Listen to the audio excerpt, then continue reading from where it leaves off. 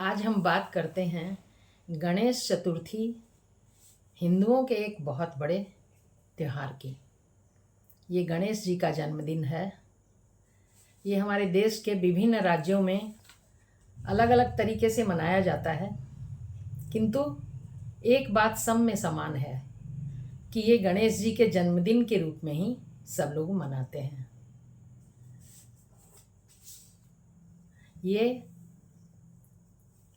भादो मास की शुक्ल पक्ष की चतुर्थी तिथि को मनाया जाता है।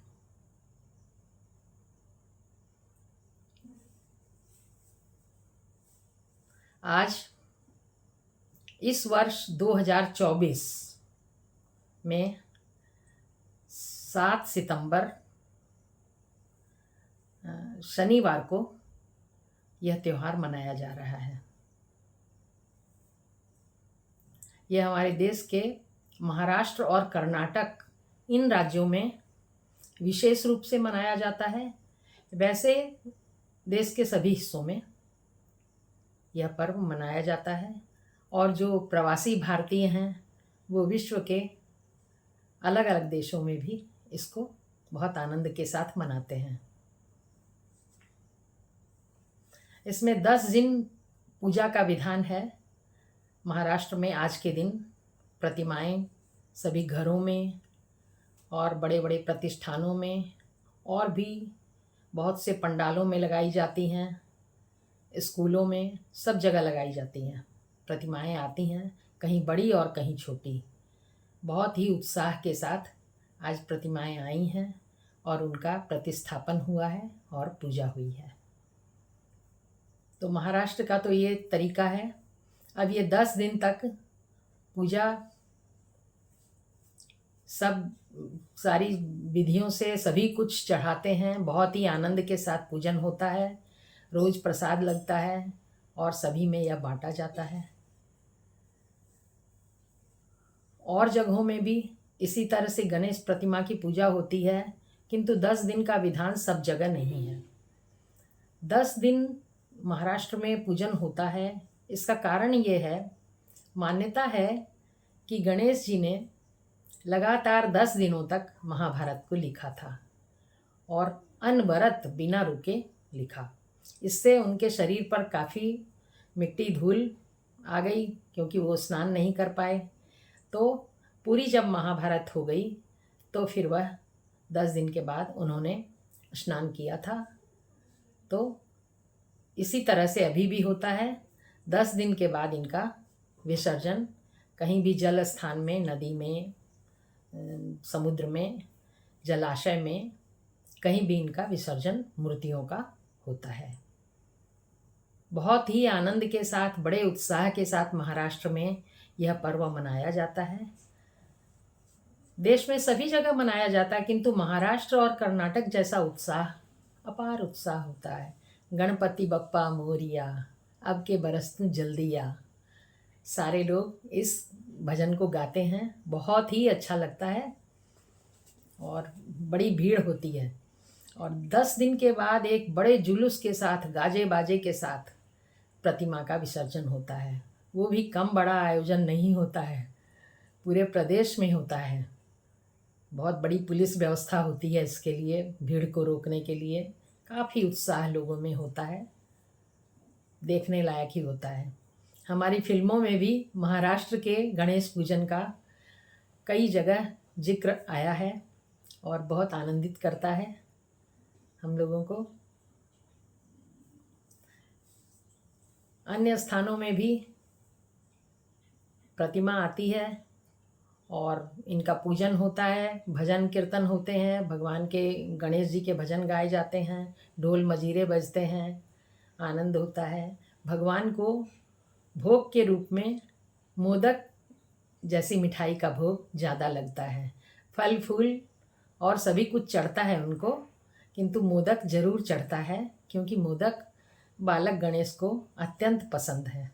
उन्हें मोदक प्रिय भी कहते हैं।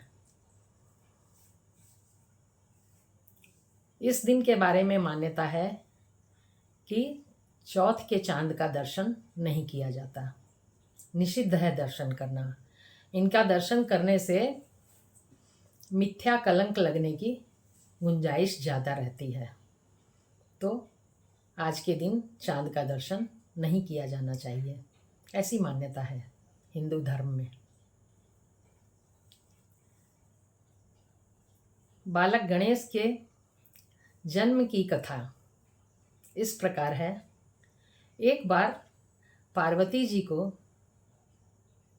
स्नान करने के लिए जाना था और कोई था नहीं, कोई सखी सहेली वहाँ नहीं थी। तो उनके क्या मन में आई कि अपने शरीर का ही मैल उपटन से उतार कर उन्होंने एक छोटा सा बालक जैसा बना दिया। और न जाने उनकी क्या इच्छा हुई कि बालक, उसी छोटे से बालक में प्राण फूंक दिए उन्होंने। वो बालक बिल्कुल प्राणवान बनकर खड़ा हो गया और उसने पूछा, माता क्या आज्ञा है? पार्वती जी ने कहा, गुफा के द्वार पर उसको बैठा दिया और कहा कि पुत्र, मैं स्नान करने जा रही हूँ, तुम किसी को अंदर ना आने देना। बालक ने कहा, ठीक है माता जी। बालक अपना एक दंड लेकर बैठ गया। थोड़ी देर बाद शंकर जी आए। उन्होंने गुफा में अंदर आने की कोशिश की तो बालक ने कहा, अंदर मेरी माता नहा रही हैं, आपको अंदर नहीं आने मिलेगा, अभी आप बाहर प्रतीक्षा कीजिए। भगवान शंकर को बहुत गुस्सा आया। तुम कौन हो? मैं उनका पुत्र हूँ, बालक ने कहा। अब तो युद्ध होना शुरू हुआ, क्योंकि भगवान शंकर भी कम क्रोधी नहीं और बालक तो उद्दत था ही। माँ ने उसको बड़ा वीर बनाया था और आज्ञा दी थी, अब माँ की आज्ञा का पालन करना है। वो नहीं जानता कि किसको अंदर जाने देना, किसी को अंदर नहीं जाने देना। तो बालक ने भगवान शंकर से जम के लड़ाई की, युद्ध हुआ और अंत में भगवान शंकर का क्रोध जीत गया। उन्होंने अपने त्रिशूल से बालक का गर्दन को अलग कर दिया धड़ से और अंदर गुफा में पहुंच गए। पार्वती जी को बहुत आश्चर्य हुआ। पार्वती जी ने कहा, आप अंदर आए कैसे? आपको किसी ने रोका नहीं? शंकर जी ने कहा, रोका तो था एक उद्दंड बालक ने, किंतु मैंने उसको मार दिया। अब क्या था? पार्वती जी क्रोध और दुख में बिल्कुल परेशान हो गई कि भगवान शंकर ने उनके पुत्र को मार दिया था।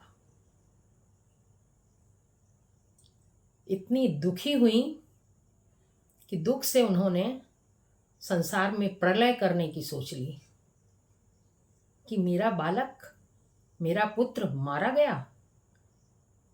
अब तो सारे देवता थर थर कांपने लगे। भगवान शंकर भी नहीं समझ पा रहे थे कि क्या करूं।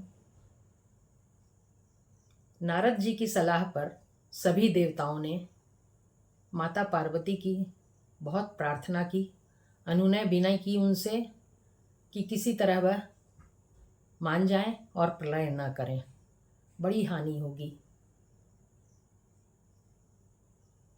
माता पार्वती इस शर्त पर मानी कि भगवान शंकर बालक को तुरंत जीवित कर दें।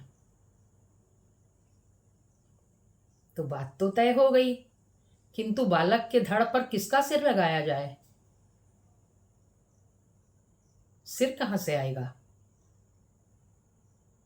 फिर यह तय हुआ कि अब जो भी माँ अपने बच्चे को पीठ देकर सोई हुई हो, उसी के बच्चे का सिर काट कर ले आया जाए। बहुत ढूंढा गया। सभी माताएं अपने हृदय से लगाकर बच्चे को सोती हैं, कोई भी बच्चा नहीं मिला ऐसा जिसकी माँ उसको पीठ देकर सो रही हो। अंत में बहुत ढूंढने पर वन में देखा गया कि एक हथिनी अपने बच्चे को पीठ देकर सो रही है। उस हाथी के बच्चे का सिर काट कर ले आया गया और उस सिर को भगवान शंकर ने बालक के धड़ से लगा दिया और उसे पुनर्जीवित कर दिया। अब क्या था? पार्वती जी की खुशियों का ठिकाना नहीं। उनका पुत्र जिंदा हो गया था। उन्होंने अपने बच्चे को हृदय से लगा लिया और उसे चूमने लगी। अत्यंत खुश हो गईं। इसी समय ब्रह्मा, विष्णु और शंकर भगवान ने उस बालक को सबसे पहले पूज्य होने का वरदान दिया। तो उनका नाम अग्र पूज्य पड़ा। भगवान शंकर ने कहा, तू मेरे सभी गणों का अध्यक्ष हो जा। तब उन्हें गणाध्यक्ष कहा गया।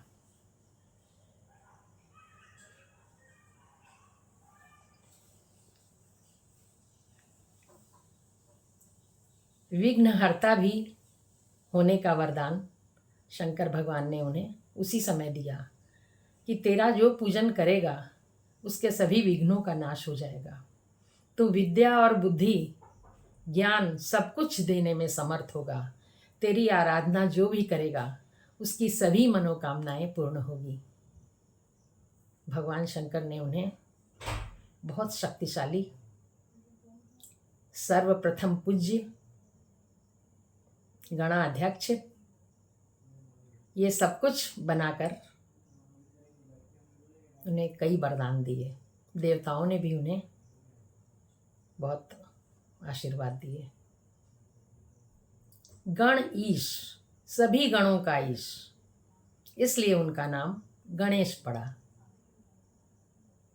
माँ अपने बालक को लेके निहाल हो गई और माँ पार्वती ने उस दिन अपने पति शंकर भगवान और गणेश को एक साथ भोजन करवाया।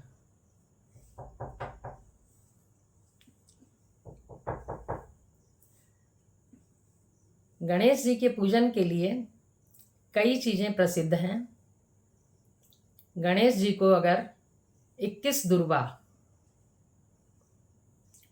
कुछ मंत्र हैं उनको बोलते हुए अगर चढ़ाया जाए तो उस व्यक्ति की सभी मनोकामनाएं पूर्ण होती हैं। मैं बताती हूँ वो मंत्र।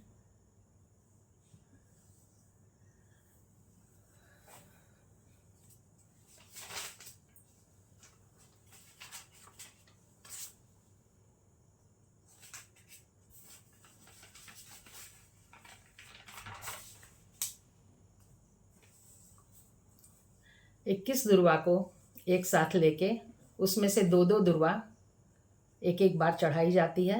अंत में एक अलग चढ़ा देते हैं। ओम गणाधिपाय नमः, ओम उमापुत्राय नमः, ओम विघ्न विनाशनाय नमः, ओम विनायकाय नमः, ओम ईशपुत्राय नमः, ओम एकदंताय नमः, ओम सर्वसिद्धिप्रदाय नमः, ओम इभवक्त्राय नमः, ओम मूषक वाहनाय नमः, ओम कुमार गुरुवे नमः। ये मंत्र हैं। इनके साथ उनको अगर 21 दुर्वा चढ़ाई जाती है तो भगवान सारी मनोकामनाएं पूर्ण करते हैं। गणेश जी की पूजा सर्वफलित है, ये सभी जानते हैं। और उनके बहुत सारे श्लोक हैं, बहुत ही अच्छे अच्छे, जिनका अगर हम सुबह उठकर पाठ करते हैं तो उसका भी बहुत अच्छा फल होता है। 2-3 श्लोक मैं सुनाती हूँ आपको। गणपतिर्विघ्नराजो लंबतुंडो गजानन द्वैमातुरश्च हिरम्ब एकदंतो गणाधिपः विनायकश्चारुकर्णः पशुपालो भवात्मजः द्वादशैतानि नामानि यो पठेत् भक्तिमान् नरः तस्य देहं च गेहं च स्वयं लक्ष्मीर्न मुंचति। लक्ष्मी उसके देह और गेह को कभी भी नहीं छोड़ती हैं जो इन नामों को, गणेश जी के इन नामों को सुबह उठकर पाठ करते हैं, जप देते हैं सुबह उठकर। दूसरा है सुमुखश्च कदंतश्च कपिलो गजकर्णकः लंबोदरश्च विकटो विघ्ननाशो विनायकः धूम्रकेतु गणाध्यक्ष भालचंदो गजानन द्वादशैतानि नामानि यह पठेत् शृणुयादपि विद्यारंभे विवाहे च प्रवेशे निर्गमे तथा संग्रामे संकटे च विघ्नस्तस्य न जायते। अगर इस श्लोक को, जो इनमें नाम है 12 नाम, इनके पाठ अगर करते हैं तो उनको कभी भी विघ्न नहीं होता। बाहर जाते समय, कहीं अंदर आते समय, प्रवेश करते हैं युद्ध में, संकट में, कहीं भी इन नामों को अगर जप लिया जाए तो हमारे संकट नष्ट हो जाते हैं। तीसरा है परम धाम परम ब्रह्म परेशम परमेश्वरम विघ्न निघ्न करम शांतम पुष्टम कांतम अनंतकम सुरा सुरेंद्रे सिद्धेंद्रे स्तुतम स्तौमि परात्परम सुर पद्म दिनेशम च गणेशम मंगलायनम इदम स्तोत्रम महापुण्यम विघ्न शोकहरम परम यह पठेत प्रातरुत्थाय सर्व विघ्नात् प्रमुच्यते। अगर इस श्लोक को हम पढ़ते हैं सुबह उठकर तो सभी विघ्नों से पार पा जाते हैं। तो ये कितने अर्थकारक हैं। इनको बहुत श्रद्धा के साथ अगर हम करते हैं जब, तो गणेश जी अवश्य फलित करते हैं और हमें अवश्य हमारी मनोकामना को पूर्ण करते हैं, हमें सफलता देते हैं। गणेश जी की प्रथम पूजा किसी भी कार्य को करते समय अगर करते हैं तो हमें सफलता जरूर मिलेगी। हाँ, लेकिन श्रद्धावान होने की ज़रूरत है। कलयुग में गणेश जी का नाम धूम्रकेतु होगा। ये इस तरह से सभी जगह मनाई गई गणेश पूजा। आज के दिन राजस्थान में गणेश चौथ को बालकों का सिंधारा मनाया जाता है। ये भी एक उत्सव है। जिस प्रकार स्त्रियों का सिंधारा तीज के दिन मनाया जाता है सावन में, वैसे ही बालकों का आज के दिन हर बालक को गणेश माना जाता है। हर बालक अपनी माता का गणेश है। तो आज के दिन राजस्थान में गणेश के रूप में सभी माताएं अपने बालकों को देखती हैं। घर के कोई भी पुरुष हैं वो अपनी जो भी माँ हैं उनके बेटे हैं। इसी दृष्टि से राजस्थान में उनको गणेश के रूप में माना जाता है और उनका सिंधारा मनाया जाता है। सिंधारा होता है क्या, उनके पसंद का भोजन बनता है, मिठाइयाँ आती हैं, लड्डू आते हैं, उन्हें नए वस्त्र पहनाए जाते हैं। नन्हे बच्चों के लिए 2 लकड़ी के डंडे होते हैं, उनसे वो बच्चे खेलते हैं, डंडे बजाते हैं आपस में और आनंद लेते हैं। उनको दादी नानी नन्हे बच्चों को खिलौने, नए कपड़े वगैरह भेजती हैं। वो 2 खेलने के लिए रंगीन डंडे भेजती हैं। ये राजस्थान में नन्हे बच्चों के लिए, ये नन्हे बालक गणेश के लिए होते हैं। तो बालक गणेश का रूप ही मानकर ऐसा किया जाता है और उनको खुशियाँ दी जाती है उस दिन। और सभी बड़े लोग अपने छोटे बच्चों को, लड़कों को रुपया देते हैं, बच्चे उनका पैर छूते हैं बड़ों का, इस तरह। और एक प्रथा और थी, मतलब राजस्थान में काफ़ी दिन से चल रहा था। राजस्थान भी और यहाँ जितने स्कूल वगैरह होते थे, आज तो विद्यालयों की स्थिति बदल गई है। सारे विद्यालय पब्लिक स्कूल ही बन गए हैं। साधारण को भी कहते हैं कि ये फलाना पब्लिक स्कूल है। तो उस काफ़ी दिन पहले से ही चल रहा था कि आज के दिन कक्षा के जो अध्यापक हैं, क्लास टीचर, वो अपनी कक्षा के सारे विद्यार्थियों को लेकर सुबह से आज के दिन अगर 30 विद्यार्थी हैं तो 30 विद्यार्थी उन क्लास टीचर के साथ रहेंगे और सुबह से जाना शुरू करेंगे। उन 30 छात्रों के घर वो क्लास टीचर जाएंगे। तो हर क्लास के क्लास टीचर अपनी क्लास के बच्चों के घर जाते थे। बच्चे जो है उनके साथ साथ जाते थे और गाना गाते रहते थे बच्चे, और क्लास टीचर जो है साथ में रहते थे। जब उनके घर जाते थे तो वहाँ पर भोजन का, नमकीन, मिठाइयों का इंतज़ाम रहता था और वहाँ उनको, बच्चों को भी और शिक्षक को भी मिठाइयाँ खिलाई जाती थी, नमकीन खिलाया जाता था और उन्हें, शिक्षक को रुपया दिया जाता था, चरण छुआ जाता था, उनका एक अधिक सम्मान किया जाता था। ये एक प्रथा, मतलब मैं सोचती हूँ कि मैंने अपने भाई बहनों के स्कूल से इस तरह के प्रथा को देखा। वहाँ से टीचर आते थे, बच्चे आते थे, बड़ा आनंद होता था और एक गाना गाते थे बच्चे। वो गाना मैं आपको थोड़ा सा सुनाऊंगी। चोक चांदनी भादुड़ो दे दे माई लाडूड़ो, आधो लाडू भावन कुनी, सारो पाती आवे कुनी, सुन सुन ए पन्नी की माँ, थारो पन्नो पढ़वा जा, पढ़वा की पढ़ाई दे, छोरा न मिठाई दे। छोरा माने लड़का। आलो ढूंढ दीवालो ढूंढ, बड़ी बहू की पेई ढूंढ। पेई माने बक्सा। बड़ी बहू की पेई ढूंढ, ढूंढ ढांड कर बारह आ, जोशी जी का तिलक लगा। यानी टीचर जी को, जो मास्टर साहब आए हैं, उनको तिलक लगाओ और उनको रुपया दो।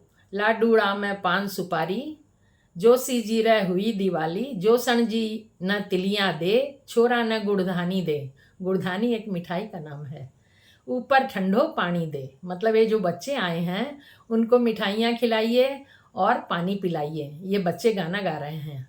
एक विद्या खोटी, दूजी पकड़ी चोटी, चोटी बोले धम धम, विद्या आवे झम झम।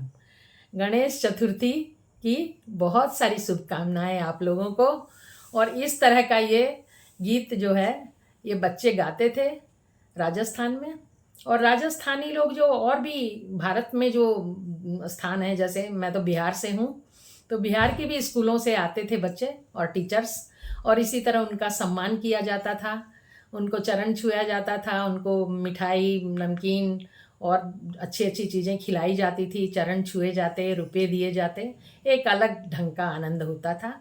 ये आज के दिन पूरे दिन ही रहता था। ये सुबह से शुरू होता था और शाम तक वो लोग किसी तरह पूरा कर पाते थे। बच्चों को भी मज़ा आता था। सब अलग अलग घरों में जाते थे और सब उनका सम्मान करते थे।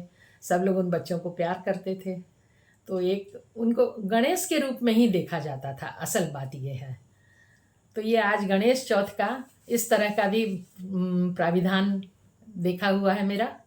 ये राजस्थानी तौर तरीके हैं।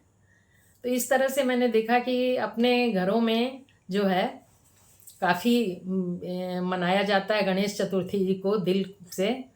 और शिवाजी महाराज ने और बाल गंगाधर तिलक जी ने देश के हिंदुओं को एक करने के लिए ये गणेश चौथ की पूजा का विधान अपने काल में किया था। और वह सफल भी हुआ था, क्योंकि गणेश जी तो सबके देवता हैं। इसके लिए तो सारी जनता आगे आ जाएगी और एक हो जाएगी। तो उनका जो ये फंडा था, उनका जो भी विचार था, वो बहुत सफल रहा। क्योंकि धर्म से, पूजन से, इसी सब से जनता भी एक होती है। इस मामले में तो हम लोग एक ही हैं, इसलिए सारी जनता उनके साथ हुई, हिंदू जनता।